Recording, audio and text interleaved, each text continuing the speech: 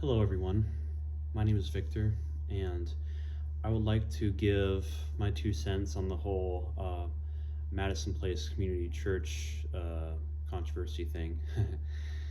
Yeah, some stuff has come up in my relationship with them within the past couple months that sadly is very telling of the state that they're in as a commune.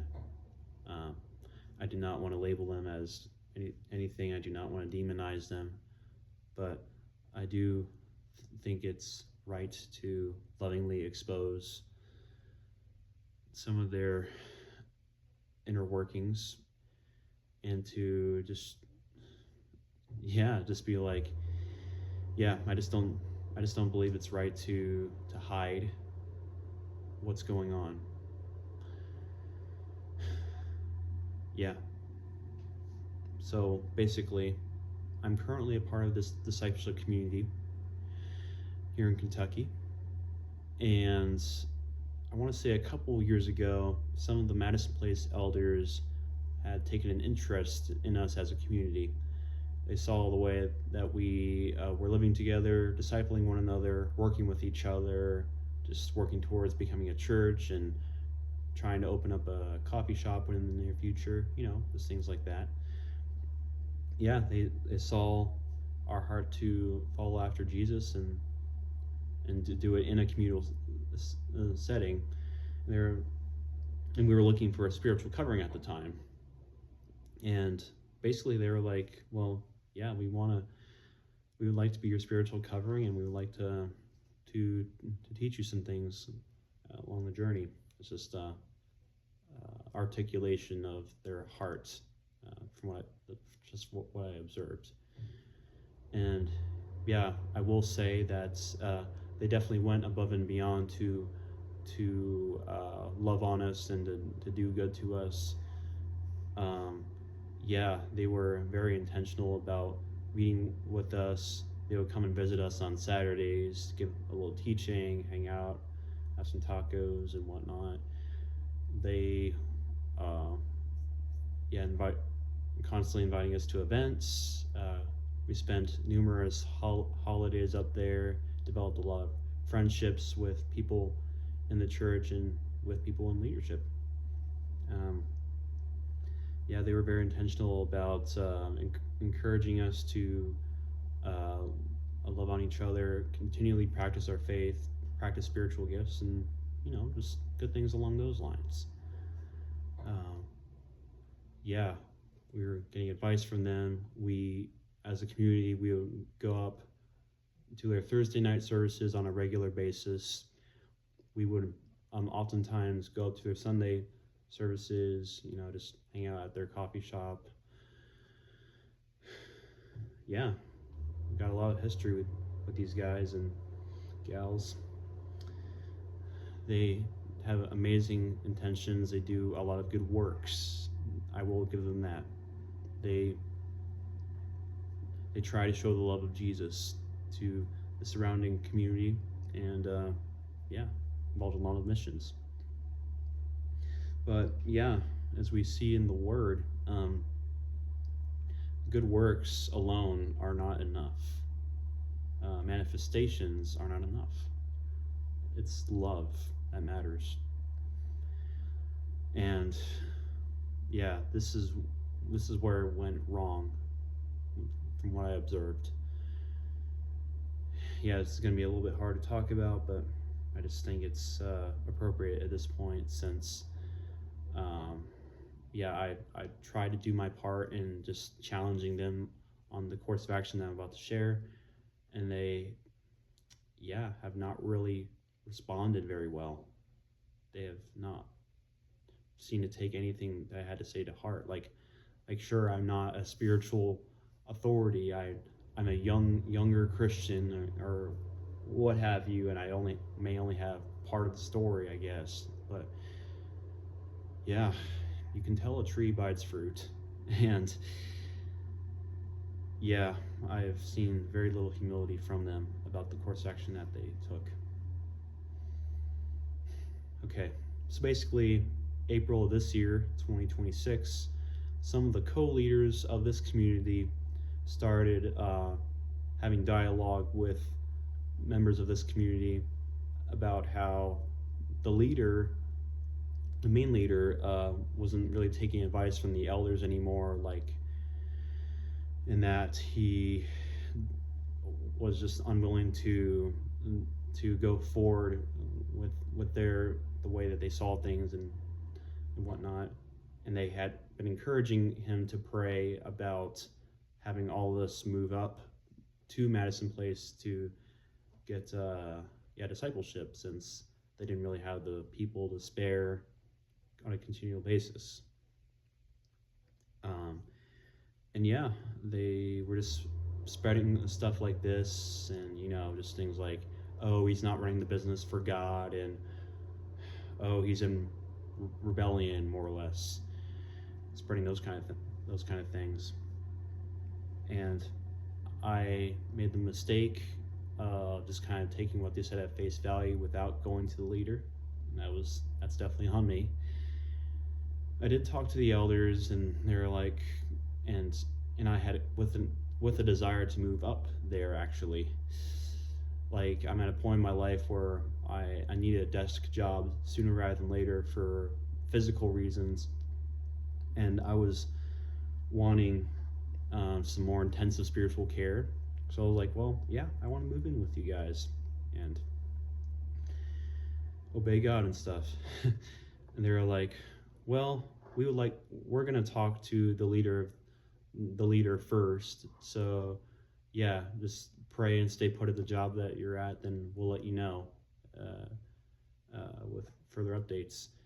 And I was also told that this discipleship community isn't helping anyone, that we got to do things God's way, and that this particular elder that I'm thinking about said that he didn't want a mass exodus up to Madison Place. And looking back, that's some pretty interesting foreshadowing. Yeah. So May 2nd, the leader lets me know that things are about to change here in this community, that the co-leaders have been talking to the elders behind his back about grievances and whatnot. And just with the whole thing about elders' desire for all us to move up there, like, the leader says that he had made it clear to them that he did not wish to make that call for everyone. He and another one of the co-leaders, allegedly. So yeah, when I got that information, I obviously had a lot of reframing and rethinking to do. And the very next day, May 3rd, Sunday, 8 out of 13 of the guys of this community go up to Madison Place. The co-leaders meet with one of the elders, with at least one of the elders before service starts. Service goes on. Then after service, the 8 of the guys of this community met with at least some of the elders. I was not there, so I don't know who all was there for sure. But basically, what I pretty much know for sure is that they basically made a case against the leader of this community, saying that he was basically just out of step and in rebellion, just did not want to take their advice or to obey what the Lord had laid on their hearts. That's pretty much all I know for sure, and I want to stick with what I know so I don't go into he said, she said, and too much and not get into my feelings too much, because I just yeah. Anyway, so this big meeting takes place without the leader involved. And the guys who aren't co-leaders come back to this community, and the leader of this community has a meeting with them and some witnesses, just trying to get to the bottom of what has been going on that afternoon. And things were a little touchy at first because they were hurt that the elders weren't there and stuff like that. But yeah, I remember the meeting going from like tense to just kind of like trying to, just kind of understand each other and kind of vibe. Sadly, the co-leaders had stayed up there for another hour or so, talking to at least one of the elders some more, according to Find My and such. And yeah, just putting pieces together. And so they come back down, and we re-meet again, the witnesses, all of the discipleship community together, and the co-leaders. And basically, after we pray into the meeting, the leader is like, well, what's going on here? I hear that you all were meeting with Madison Place elders. Where was I when you all met for 3 hours? And they were like, well, we thought that you and everyone else was going to be there, so and I don't really remember what happened between this and where it all went south. Yeah, I don't know how we got to that point, but anyway, from the co-leaders, we got a wide range of things, responses, statements. Like one of them was like, well, I'm at a spot in my life where I need more help, so yeah, let me give you all a hug. Okay, yeah, I gave him my 2 weeks notice, bye-bye.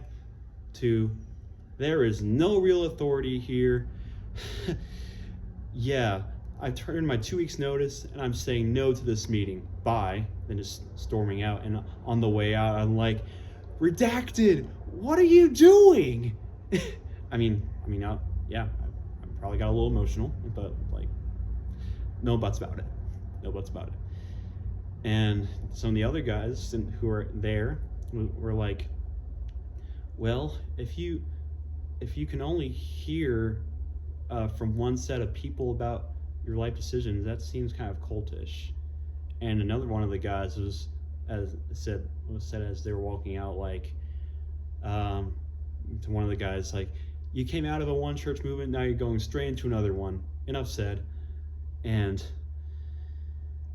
yeah, it was a very emotionally tense meeting, as I'm sure you can infer. Yeah. So after the co-leaders more or less storm out, the leader tells us that he let them know that if they want to leave that night, then they can. And after the meeting was officially adjourned, I see trucks parked out front and out back and stuff, people bringing like suitcases and trash bags, stuff like that, down to the trucks, and just kind of like making jovial comments and being a little hasty and stuff. Then all of a sudden, one of the other guys in the community gives the leader a hug, then gives me a hug. Then I find out that he's skipping town too. So all within one day, a very life-changing and polarizing meeting takes place without the leader of this community present, and 5 guys just move on up in the world. And within the same week, 3 other the guys in the community move up too. Yeah, in haste. Don't want to go too much into the reasoning. Yeah, and yeah, I will give them, the guys who left, credit. Like, some of them did try to initiate conversations, and I tried to be open to that at first. And yeah, I don't know, I just kept sensing that something was off. Like, one of them was like, if you have any questions about what's happened, you can ask. Like, I'm sure this is a lot to take in for someone who doesn't know as much. And I was like, well, are you sure you really practiced Matthew 18 with the leader? And he gave me this really long answer, basically saying like, well, yeah, we kind of tried. It wasn't like an ideal like meet, you meet with the brother, then two meet with the brother, then you meet with the church. But we're at a point where we had to leave and stuff like that. And it was just, and then he was like, did you submit to the elders when we came under them?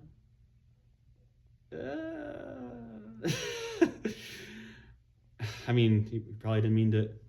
Probably didn't mean for it to come across that way, but kind of hard not to read into it, if you ask me. And yeah, not too long after this May 3rd, I started looking into a college and visit the campus and stuff. And then the same guy was like, when I told him about this college that I was pursuing, he was like, well, I'll pray for you and that God's will be done. And another one of the guys was like, when I asked him how he was doing, he was like, well, moving up here hasn't exactly made things easier, and I'm still trying to pray for the leader and stuff like that. Yeah. And this is another thing that I did wrong. Yeah, I agreed to meet with two of these guys who had left. Just wanting to catch up over some breakfast. And at like an hour before, at like 6:17 a.m. or so, I call it off, saying like, yeah, I won't be there. Sorry, guys. And then one of the guys was like, well, bummer, bro. Just let me know when you want to hang out. I miss seeing you. And then that got me thinking like, okay, well, yeah, if I am going to text these guys, then I better be willing to hang out with them. And right now, I'm honestly not at a place where I really can have a heart-to-heart like I used to with them, because, they just haven't really taken any ownership of what they've done, and haven't really poked the elephant in the room. And yeah, for you to be a very present part of everyday life, or an elder who's looking after you and the community that you're part of, to go from that to just basically like the relationship being like non-existent. I mean, it's a little hard, and yeah, I mean, it's hard. I mean, for me right now, it's hard to see why they don't see that dynamic. I mean, I want to believe the best. So yeah, what I did was film some rebukes, challenging the guys who left and the elders who instigated this whole thing, that yeah, I believe what they did was wrong. And yeah, just telling them straight up like, hey, you guys broke my trust, and I don't really know how I can have a relationship with you guys right now. And one of the elders got back to me via text in that group chat like, Victor, I know this is a hard time and I'm sure confusing.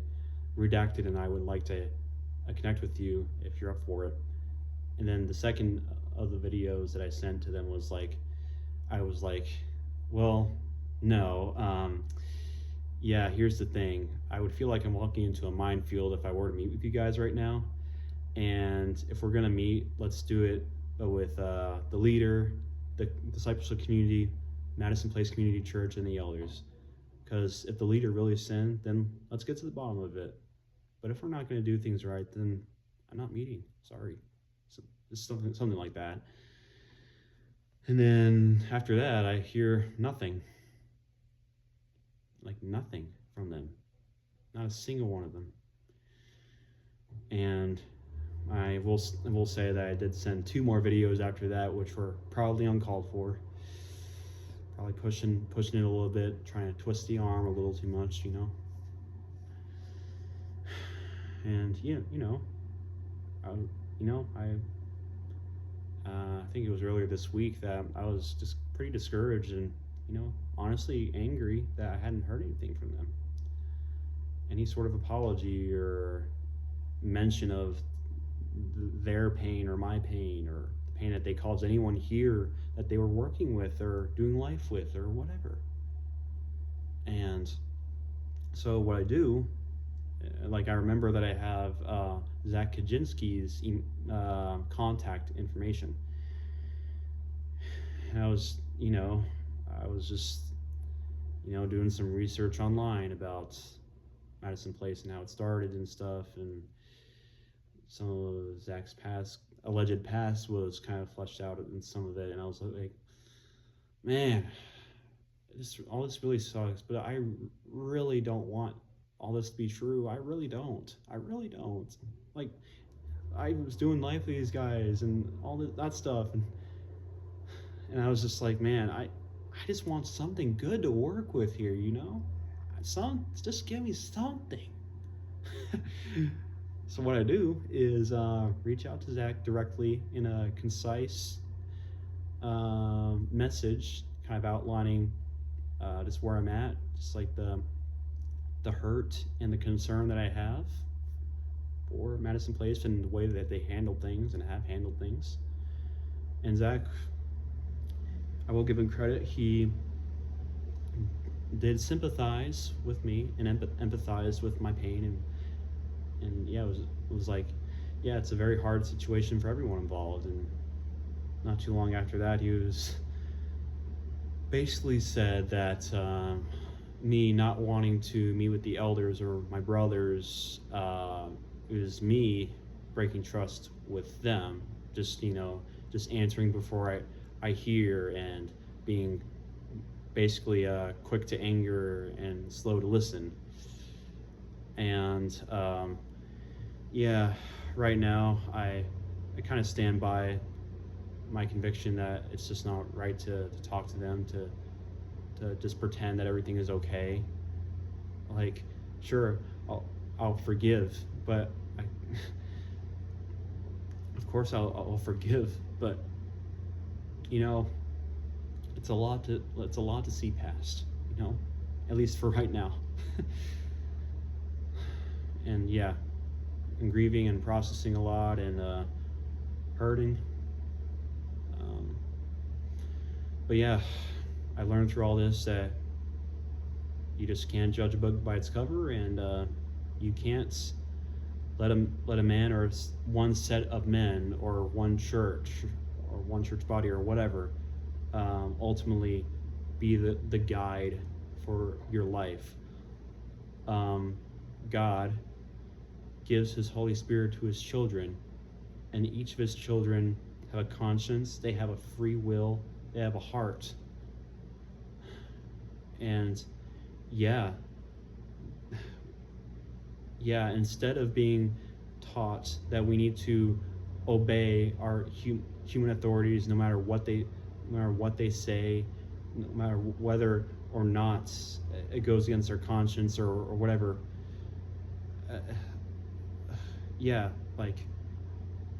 ultimately God is the judge. And as I said earlier, we must obey God rather than man. We must. And something that's been on my mind that I didn't really think of to say before now, just a thought, if Martin Luther never nailed his thesis into that church door, or never confronted the legalism of Catholicism at the time, would we have Protestantism, however you say it? Would we have Christianity as we know it today? Because if he never stood up to any of that, then I think things would be a lot different. Yeah, just saying. Well, I mean, I couldn't go on, but yeah, I just don't think it would be really right or wise to do that right now. They have free wills and consciences too, and they'll have to answer for what they've done and what they've allowed themselves to do and come under. But yeah, I mean, yeah, that's about it.